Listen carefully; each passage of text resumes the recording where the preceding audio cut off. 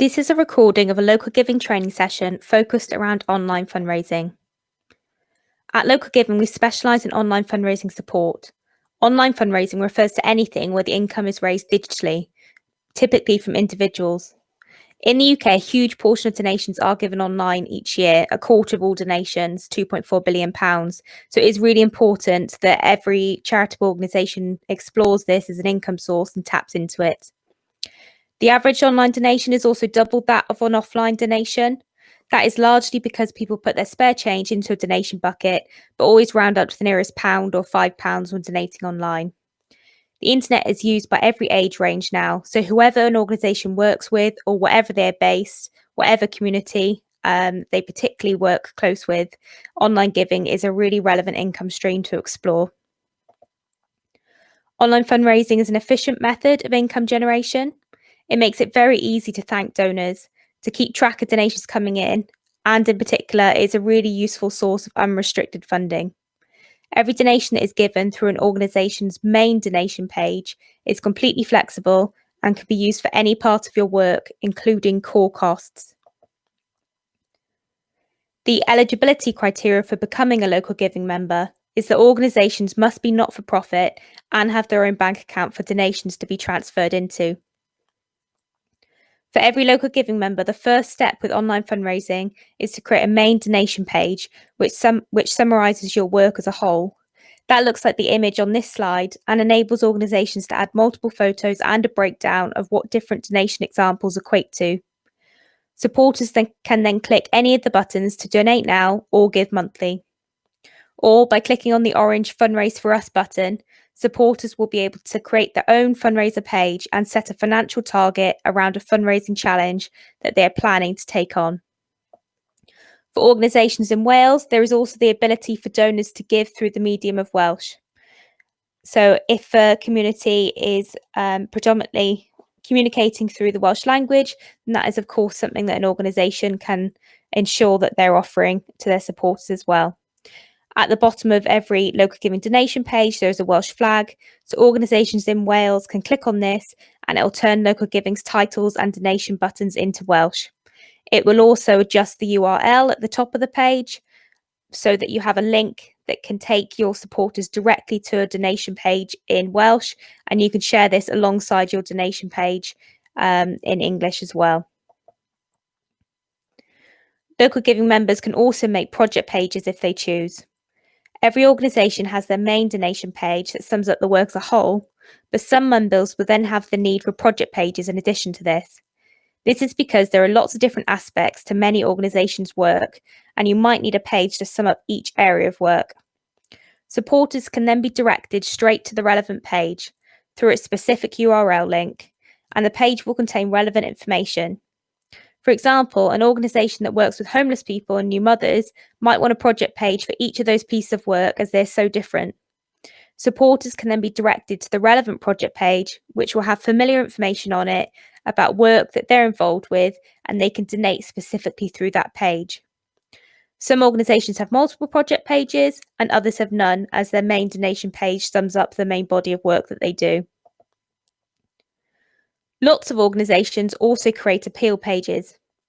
These might also be known as campaign pages or crowdfunder pages on other sites or to some people. An appeal page is a temporary page that will be live for a specific amount of time while the organisation is raising donations towards a specific target with a specific outcome in mind. This is exactly the same as crowdfunder pages or campaign pages elsewhere. Essentially, you're looking to have a large number of people donating a small amount towards a target together.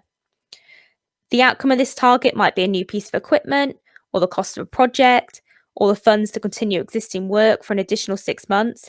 They're perfect for anything that you can put a target figure against. Organisations get everything that is raised through the appeal pages on Local Giving. It's not a platform where you only get the funds if you perfectly hit the full target figure. Organisations receive donations as and when they're made, rather than at the end of the appeal in that sense as well. So everything is completely flexible. This also means that you can adjust the target and the date as you go to suit your needs along the way. Videos can also be added to appeal pages, which really strengthens them, as you can get so much more across in a video than you can just with text. Essentially, appeal pages vary an organisation's fundraising ask. It really plugs into a very specific need, rather than supporters just being asked for general donations throughout the year. Fundraising deadlines also add a sense of urgency. So if you can say, we've got 2 months to raise this target to make this very clear output happen, then it is all very specific, which really appeals to donors as well. All of those pages need to be made by organisations themselves. However, the other type of page is a fundraiser page, and this can be made by anyone, so anyone internal or external to the organisation. Any random member of the public can make a fundraiser page. It looks like this image. They can choose what challenge they are doing, how much they want to raise, and how long they're giving themselves to do it. The fundraiser can personalise their page with photos, donor comments, and updates on how well their training is going as well. And everything a fundraiser raises comes through to the organisation's bank account, and they can also unlock gift aid. When a member logs into the Localgiving account, this image shows what it looks like. In the My Pages section, organisations can edit their main donation page, create project pages, or create an appeal page. Draft pages can be saved so that colleagues can check them before they go live, or you can edit them and build them in advance. And appeal pages can be scheduled so they start automatically at a time of choice. Through the My Donation section, which is what is on the screen here, organisations can see every donation and what page it has come through. It is also clear whether gift aid or match funding has been added and whether it's on its way. Typically, donations reach an organisation's bank account within 2 weeks, and gift aid takes 4 to 6 weeks as it has to be returned from HMRC. Any personal donor data that the organisation has permission to see will be listed on this page. If the donor hasn't given permission, then it won't be listed. So it's really simple and all GDPR compliant. Every donor can choose to be anonymous, just to share their name, or to share their full contact details. And contact details can be reached through the report section as well, which I'll discuss in a second. Organisations can thank donors directly through this section as well. They can click the Thank Donor button, and they can save thank you templates as well to ensure that messages are pre-written to save time, which we'll look at in a later slide. Donors receive an automatic thank you from Localgiving, so no one is going to be worried that the donation hasn't gone through. But on top of this, it is really healthy to quickly send a personal thank you as well from your organisation when you're able to, ideally within a week of when the donor has given the donation. Localgiving does not email its members every time a donation comes through, as that would be annoying, and if you're very proactive, we don't want to be sending you multiple emails every day. But if you as a member have had activity that day, then we'll send one email at the end of the day summarising that activity. So that is the most that you'll get from us, so that you're not bombarded in any way. That is then a prompt for you as an organisation to log in and thank supporters that have donated since you last logged in. On the left, there's also a report section. Donation reports can be downloaded from here, be it a financial report to check against the bank account, or a marketing report with the donor's contact details that you have permission to see. A marketing report will often be the start of an organisation's donor database, or it can be easily uploaded to an existing database. This means that organisations can, for example, easily contact those who supported them in previous appeals when they launch a new appeal. The next tab is My Fundraisers. In there, organisations can see anyone who is doing a fundraising challenge for them and directly message them. There is also a My Membership tab. This enables you to change your organisation's details at any time and update them, but there's also a Manage Users section, which allows organisations to invite other staff or volunteers to also have an account login. This means that someone else could do all the thank you messages, or a finance member of staff could have access to the reports. There's also a section called Toolkit, which we'll look at next.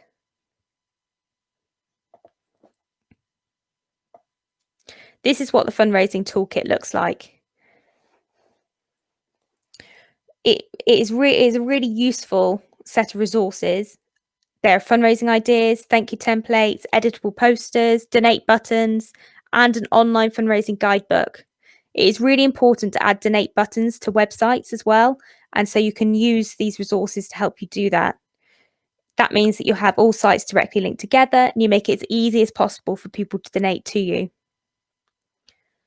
We'll look at the online fundraising guidebook in more detail later, but that is an exceptionally useful resource that will help you going forward as well. Next, we're going to look at the basics of beginning online fundraising. Before it is possible to succeed at online fundraising, it is first essential to create strong donation pages. On the screen is the structure that we encourage organisations to use. Essentially, you need to be really clear on why it is the organisation is needed, what it is that you do, and what the outcomes of that are and how funding would help. The strongest donation pages will also have a short case study or a testimony within them. This should be a story or a quote that provides an example of the difference that has been made by your work and the support that you offer. Some members will be in the fortunate position where they have individuals that they can share their donation page with straight away. Most organisations aren't in that position, which we'll be looking at next. But first, for example, if you have someone that always tends to dip their hand in their pocket, then encourage them to sign up to a direct debit donation online. Or if there's someone that tends to volunteer for everything going, then ask them if they would consider doing a fundraiser for your cause. Most organisations won't be in that position though and will be starting from scratch.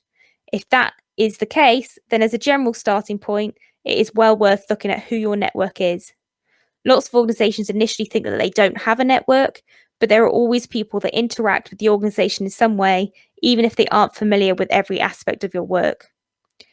This may be participants of what you do, it might be their family members, it might be the community or partners that you work with as well.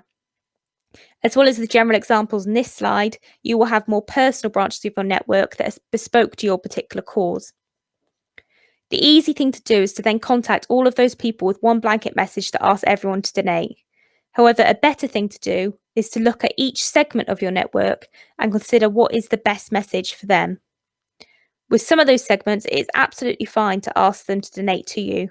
However, you will know that some segments of your network won't have the means to give money, or it's not appropriate to ask them, but they might love to do a fundraiser for you.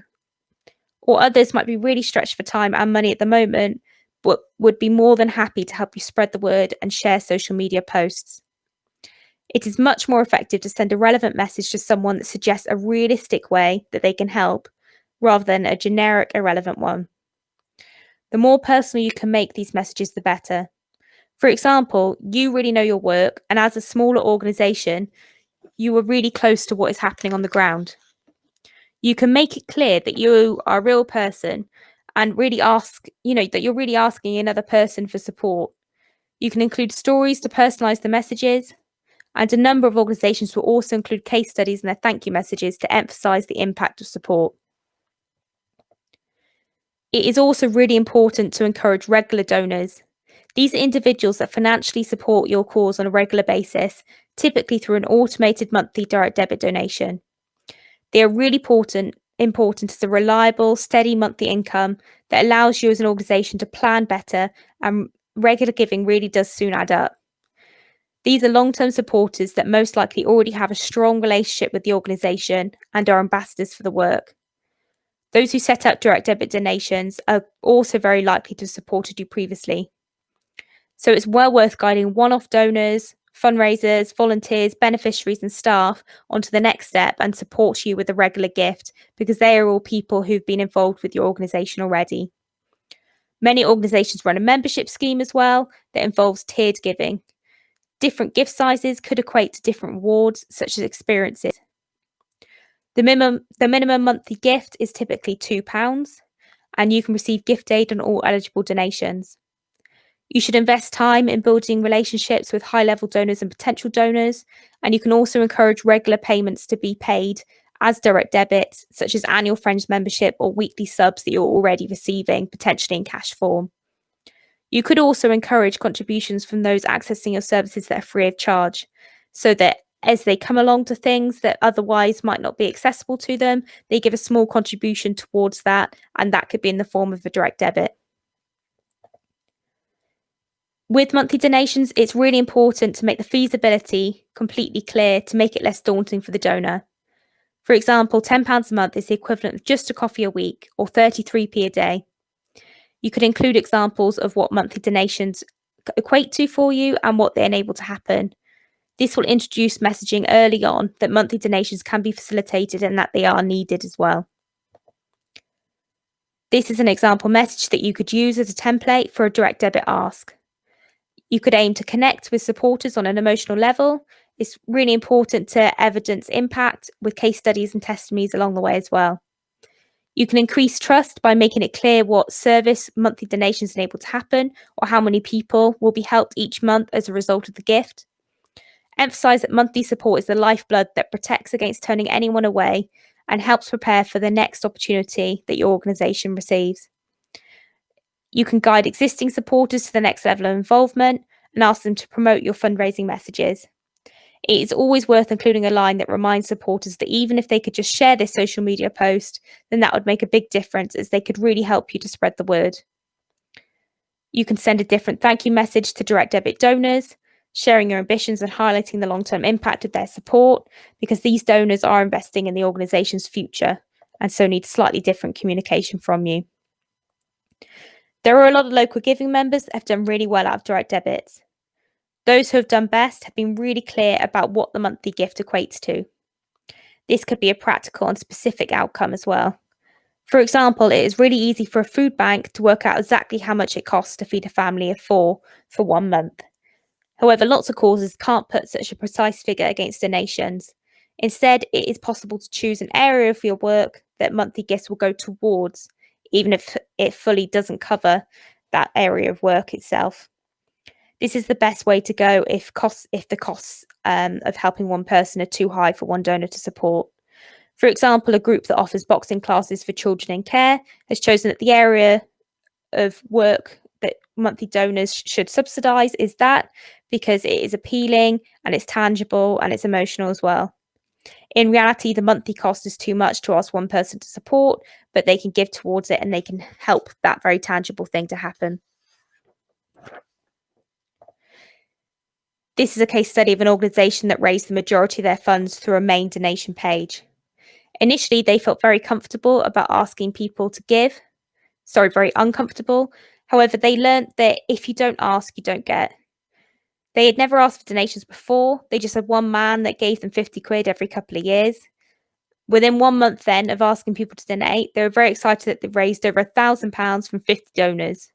This then obviously boosted their confidence and was evidence to the rest of the organisation and for the trustees as well, that it was well worth putting time into fundraising. They also began fundraising through existing events as they had regular free coffee mornings in their community cafe.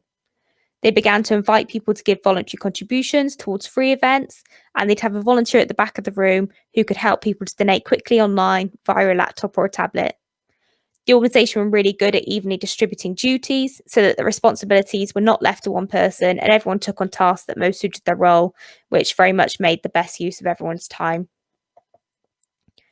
Cardiff Food Bank are also a really good case study. They have entirely fundraised through one-off donations and direct debit donations.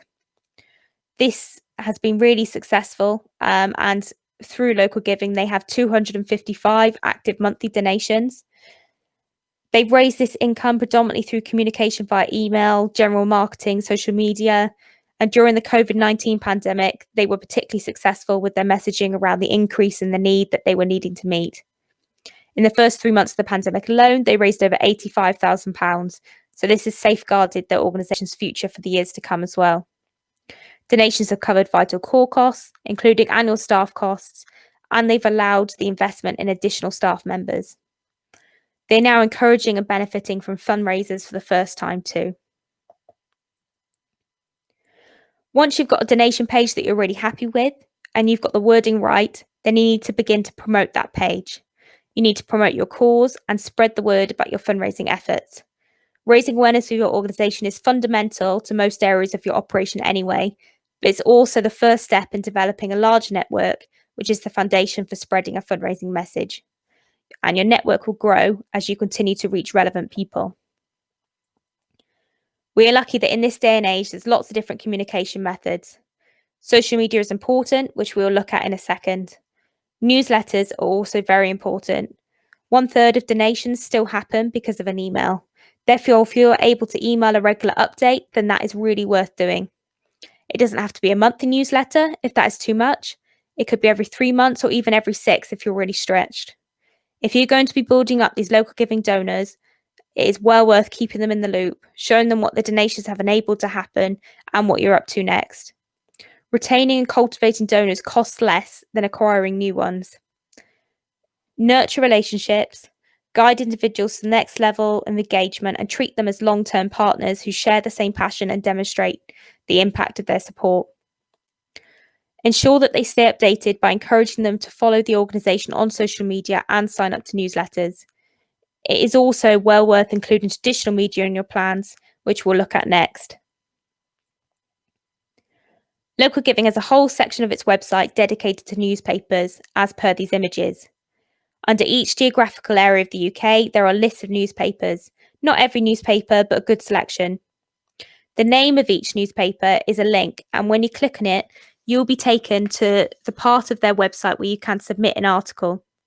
This means that if you have gone to the effort of writing a couple of paragraphs to one newspaper, then after a few clicks, you can have submitted it to several other local newspapers as well. The newspapers won't necessarily tell you if they've included your article online, so for that reason, it was well worth setting up a Google alert for certain words or names in your article. This means that you'll receive an alert email if your article was published online. It is good practice to set up a Google alert for your organisation's name anyway, as then you'll be aware of new things that are published about you on the internet. You can choose the regularity of these alerts, for example, once a week, so that you don't have too much coming through. And to do any of that, just Google the term Google Alert and follow the very, very easy steps. It is really worth scheduling social media posts on your organisation's Facebook page or group. To do this, you write out your message as normal, and then instead of clicking the post button or the publish button, there is a drop-down arrow where you can choose to schedule the post instead. This means that you can choose the date and the time that your post is automatically sent out, and it enables you to just sit down once a month and schedule all of your posts for the coming weeks. This way, you know that your fundraising ask is regularly being promoted, and you can just be responsive in how you proactively engage with the responses that are happening throughout those weeks then as well. It is well worth doing this if you're running an appeal as well, and then you don't have to think about promotion every day. This is an example message that you could use in such a Facebook post, essentially highlighting how easy it is to support you, why you need funding, and why your organisation is the best option to make this vital work happen. It is also really important to include a line that encourages people to share the post, as that will go a long way in helping spreading the word. It is really important that every social media post is visual, as it is much more likely to be looked at. This could include adding a picture or a video. If you don't have images to hand for your social media posts, or your work is sensitive, or you don't have the correct permissions to use photos of people, then there are a number of sites that provide free and high quality images that you can download or use. One step further is to use a free design resource like Canva, which is brilliant, and we use it ourselves at Local Giving. You just create an account and it is free for not-for-profits. It essentially allows you to make any visual professional resource that you would ever need. And this includes social media images and Facebook headers, etc. You can choose the type of resource that you want to make or enter bespoke dimensions. You can use their high quality images and elements, or you can upload your own images as well. You can also add text to Canva image designs. This means that you can summarize your social media post in an image, and then in this way, your text is your image. This is an easy way to make posts visual and eye-catching, and once you're happy with your design, then you can download it. You can also link your Canva account with those of your colleagues and share logos and branding colours so that everything you make individually all matches. Canva also has something called Magic Resize, which is a really good tool to resize your work. For example, from the dimensions of a Twitter post to an Instagram post at the click of a button. To do this, you just select the resize option in the toolbar. If you do not have your own video content, then you may wish to explore something like this. On their website, you can search for keywords and then download the clips that you are after. We're now going to look at fundraisers in more detail. Individuals can take on a fundraising challenge for your cause, creating their own online donation page to attract donations that go straight to the organisation's bank account. Fundraisers are great ambassadors for your work. Anyone internal or external can make a fundraising page and set their own target to meet. Fundraisers are very time efficient as the fundraiser recruits donors on your behalf and you receive the income, and all you need to do is thank the fundraiser afterwards. You will access more donors, grow your network, and raise awareness about your work. On average, an organisation reaches 16 new donors from every person that does a fundraiser for them. So you're gaining donations from those that never heard of your organisation or who are already supporting the causes that they most care about. And this means that you are naturally growing your network as well. It is often easier to initially look at who might want to do a fundraiser within your organisation, such as volunteers or long-term beneficiaries and their families. Group fundraisers are also really worth considering, as people can join together to do a challenge, and it takes the pressure off one person hitting the target by themselves or having a big enough network. An even bigger audience will also allow more people to hear about your work. It is worth inviting existing groups of beneficiaries and volunteers, etc., to plan a fundraiser together, perhaps even as part of a fun activity. You could encourage them to personalise their fundraiser page, providing photos and updates. You can provide them with access to a fundraising toolkit as well, which includes your logo, summary of your work, promotional materials, and suggested social media posts. You can promote their fundraiser across your organisation's social media too, and you can celebrate them when they hit certain milestones, such as raising half their target. Be sure to thank them and their donors along the way. There are 3 main different fundraising avenues to consider. These are existing third-party events, supporter-led fundraising, and a fundraiser created by the organisation itself. Existing third-party events refers to the annual challenge events that take place, which anyone can sign up to themselves and raise money against. These are typically events that need a training period, such as runs and cycles, or experiences such as zip wires. And as these are professional, often larger scale events, then safety and accessibility concerns are usually already addressed by whoever's running them, and it makes it possible for anyone to take part. An individual could easily sign up to these events off their own back, but your organisation should signpost, encourage, and even sometimes buy a number of sponsored places for fundraisers. If the latter is the case, then fundraisers should usually be expected to raise a minimum amount to balance out the opportunity of a free place. www.ukfitnessevents.co.uk is a site that allows people to see what events are happening near their postcode. Alternatively, the individual may want to come up with their own fundraising idea. This is called a supporter-led fundraiser. Their idea could be based on a premise that interests them, and it would be entirely organised by them, the fundraiser. They could choose something that is a personal challenge for them, or put a target against something that they enjoy. It could be something as small as a coffee morning, or as big as a year-long challenge. This is also a good option for those who are not interested in physical challenges, or who couldn't easily travel to them, or for those that can't justify the fees of third-party events. For example, Taking Flight Theatre in this image is a theatre company that works with people with disabilities. They had a fundraiser who loved cycling and wanted to do a challenge using their bike. They decided to cycle around all of the venues that the organisation had performed in that year, making the challenge relevant to the organisation. This was a big challenge that was personal to them and the cause, and both of them shared it with as many people as they could, which resulted in the support of lots of people, even if they just gave £2. Crowdfunding in this sense, where many people give small amounts to make something bigger happen, really pays off when it is used like this. It is the fundraiser, not the organisation, which is again making the call to action and leading on promotion, although you can assist them in this. The third fundraiser option is that you as an organisation could come up with a fundraising event or idea that others could take part in.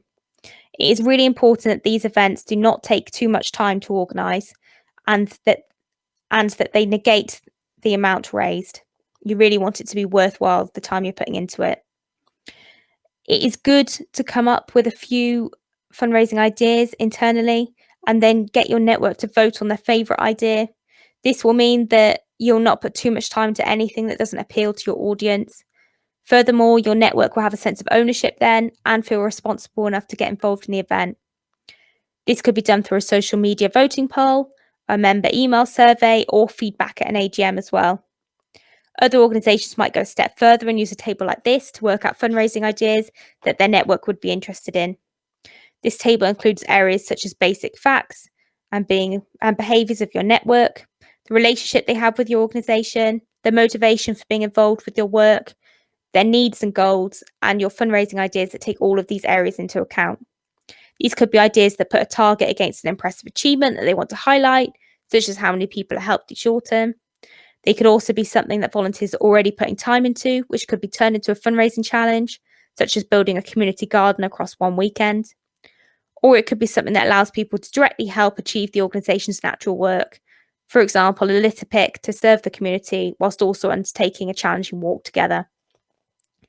A community dance organisation might look at a table like this and realise that the basic facts of their network are that most of their network are young people that are very local. Their relationship is that they don't even necessarily know the organisation is a charity and that they need funds.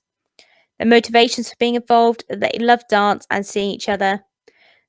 And therefore, a fundraising idea that would take all of this into account would be something like a 24-hour dance-a-thon. Each young person would sign up to a half an hour slot of dancing, and between everyone, there'd be continuous dance for 24 hours.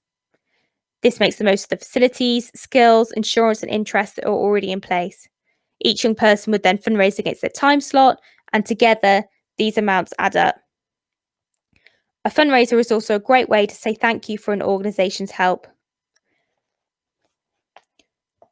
In this case study, the Paul Popham Fund encourages parents of the children that they help to undertake 12 fundraising challenges across 12 months, one of which they all do together.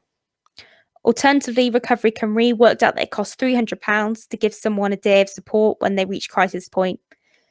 They then invited those that had used their services to raise £300 so that someone else could benefit from that day of help when they really needed it. They then had all of these fundraisers that had a really tangible target, that had personal stories attached, and a very good reason for raising every pound of their target. Therefore, it was really worth suggesting meaningful fundraising targets to your network to strengthen their fundraising asks. It is much better for a fundraiser to have a target that equates to something rather than plucking around and figure out the air. This adds further justification to their fundraising, as it is no longer about them achieving a physical challenge. It is worth suggesting target amounts in advance, or getting in touch once fundraisers have made their pages and giving suggestions of what their existing target could achieve for your organisation. In this way, your beneficiaries can be motivated to give back to your organisation. And also, it means that some organisations who choose to fundraise primarily through fundraisers can really engage supporters, but this should also be part of a mix of fundraising as well. Carers Trust Wales are fundraising in a slightly different way. They are a Wales arm of a national charity and wanted to begin online fundraising to specifically start raising income within Wales for Wales. They are particularly focused on charity partnerships and corporates. They have a 2-year partnership with a business that is aiming to raise £2,000 for the organisation over that time frame. They have created a fundraiser page that all of the staff then contribute to. Every time the business does any fundraising activity, no matter how small, staff make their contribution via this page. This can include cake sales, dress down days, Christmas jumper days, etc. These small events, quickly add up, and on top of this, some staff have taken on their own independent fundraising challenges via their own fundraising pages too. This case study shows that, it's well worth encouraging local businesses to fundraise for you, as well as encouraging direct donations. Many businesses will also match the funds that their employees manage to raise. Carers Trust Wales also has a youth council as well that is run by the young carers, and they encourage them to take ownership over their fundraising and fundraise for their own needs too, through local giving. We've looked at fundraisers, and now we're going to look at appeals. As a reminder, these might also be known as campaigns or crowdfunders. An appeal really allows you to build a sense of urgency around fundraising for something very focused. This is a temporary page to raise money against a specific target over a specific time for a specific need. This need can be existing or new. Essentially, it can be anything that you can put a financial figure against. For example, it could be a project, piece of equipment, event, or help you to continue your work for a set period.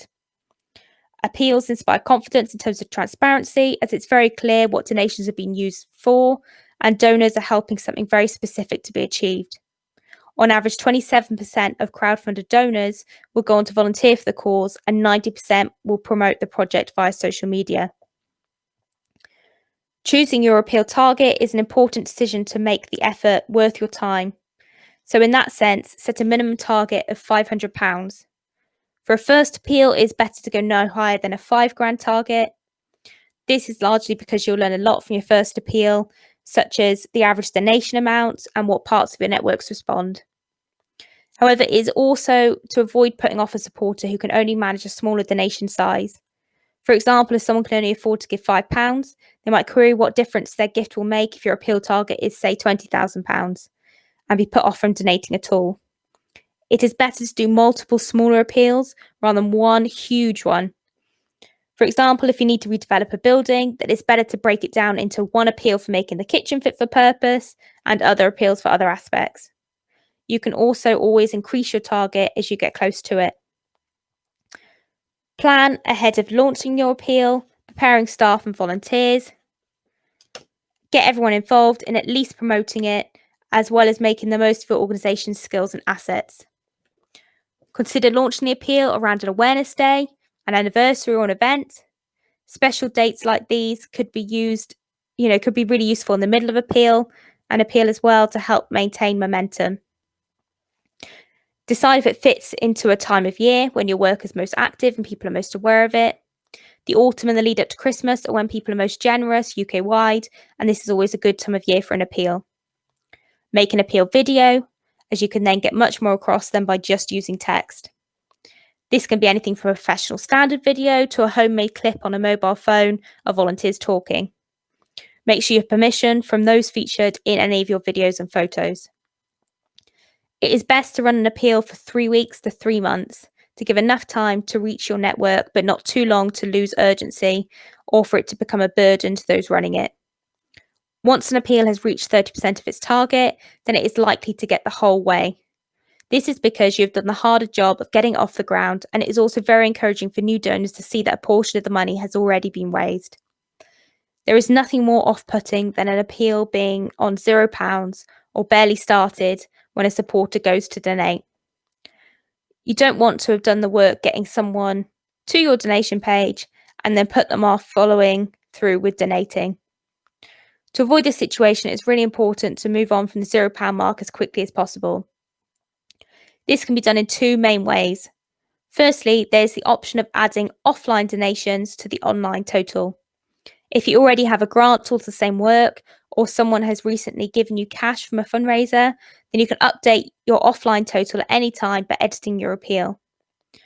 This means that all of your hard work is shown on the target bar, even if it is money that has not been processed online.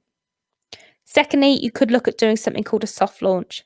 This is where you ensure those closest to your organisation are in the know about what date your appeal is launching, and you've said something like, no pressure at all. If you're planning to donate, then it would be really encouraging to new donors if together we could get the appeal off the £0 mark ahead of our public launch next week. Raising income in this way helps you to vary how you ask for support throughout the year, focusing your efforts for both your organisation and your network.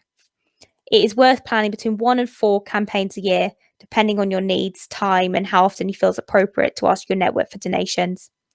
You can then apply what you've learned in your first appeal to future fundraising. Clearly explain what their need is, what your work is doing, what the outcome would be.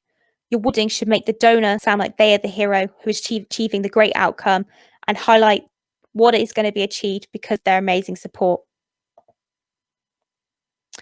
It is really important to thank donors well and in a timely manner. This is an example thank you template that you can use, which highlights the impact of the gift. You do not want thank you messages to be the last bit of communication a donor has with you and then to cut them off from that point.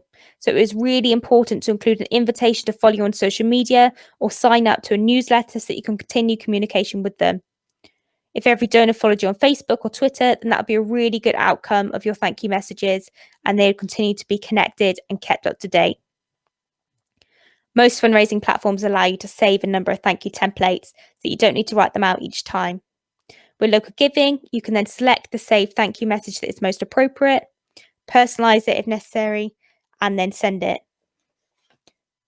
This is a very quick process. Local Giving sends all donors an instant thank you message to avoid any worries that a donation has not gone through. This will include the option to share on social media that they have recently supported this organisation. However, an additional thank you message directly from your organisation will go a long way, and ideally it will be sent within a week of the donation or at the end of a campaign. ACE is an example of an organisation who have predominantly fundraised through appeals. They are a community centre that have really strong relationships with the local people living in the deprived area where they're based. In their first year of fundraising online with Local Giving, they raised over £6,100. They began by running an appeal to raise funds for a defibrillator for the centre and smashed their target in the first week. They then ran other appeals to raise funds for local needs, such as helping young people afford their school proms, helping people with fuel poverty. And during the COVID-19 pandemic, they ran an appeal to support their community with emergency needs. This included food parcels, help with collecting prescriptions, running a financial crisis helpline, and also running a helpline for those with mental health needs. Essentially, they've been really successful at recognising and highlighting things that are needed by the community at that time and are focused on really tangible outcomes. Their fundraising success has led them to invest in a part-time member of staff as well to design and manage an online fundraising strategy going forward. Online giving is very risk-free as a form of fundraising. It's really easy and cheap to launch, and it is a brilliant outcome when success like this allows an organisation to further invest in raising more funds. This is a case study of an organisation that wasn't comfortable working online and had a lot of barriers to beginning fundraising in this way. The organisation was entirely volunteer-led and made up of people who were mostly over 70 in age with no fundraising experience. They kept 3 public parks in Swansea going, and they wanted to build a wildflower garden in one of them. Within their first 3 months of Local Giving, they raised over £4,000, which they were delighted with. They also really weren't comfortable with social media, and therefore Local Giving helped them to develop a largely offline fundraising strategy. They focused on simple and traditional methods of spreading the word. These included banners in the park. They also included flyers that they put in the bags in their plant shop, and they placed articles in free local press as well. They kept the public parks in Swansea, well communicated as well by regularly advertising it within the park themselves and speaking to the local councillor, who included the appeal in his newsletter and covered their printing costs for them as well. They also flyed houses in the surrounding area around the park as well, and reached out to local employers whose employees might enjoy the garden when it was completed as well. So this shows that traditional methods can still work really well. The organisation also received a large number of offline donations because of their demographic, as well as online donations. And they were able to regularly update their appeal target bar to represent the total amount raised offline as well as online. Next, we're going to look at how it is really worth making a fundraising plan and think about how fundraising can break down across a year. Even if you're very stretched for time, then it is worth committing to a minimum amount of fundraising activity that you want to achieve. This can take into account existing dates that you can make the most of, such as anniversaries and awareness raising days, and also make the most of any opportunities or assets you have, such as internal skills and networks of, say, your staff or trustees or volunteers.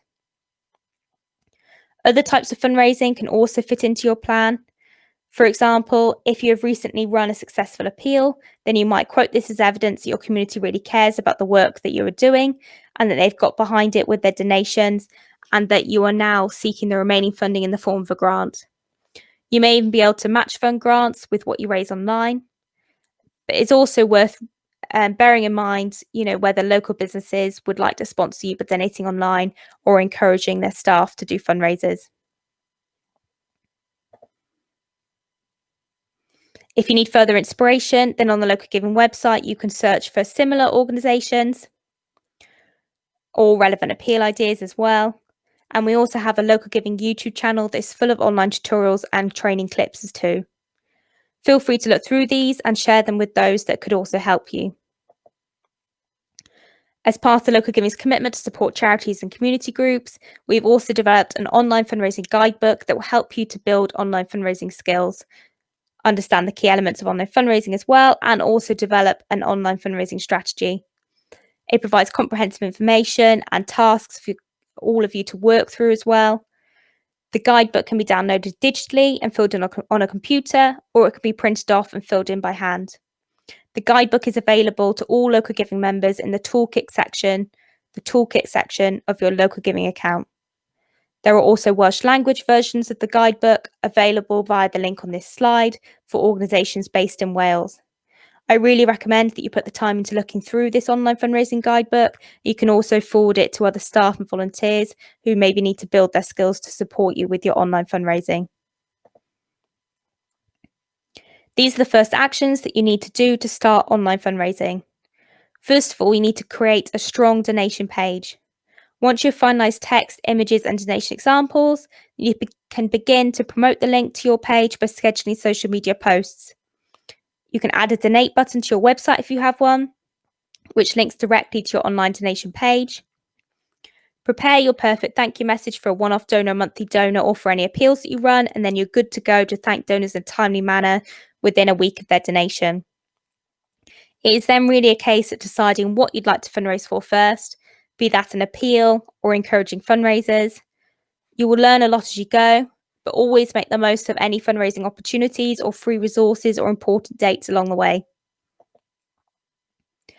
If you'd like to access more support from Local Giving, then please feel free to get in touch using the contact details here. Local Giving is a not-for-profit that specifically focuses on making it as easy as possible for small and medium causes to raise donations online. If you are a not-for-profit with a bank account, then please get in touch to see how we could help you. Online fundraising is risk-free and it is an increasingly vital form of income. Thank you very much for listening to this training video, and all the best with your online fundraising journey.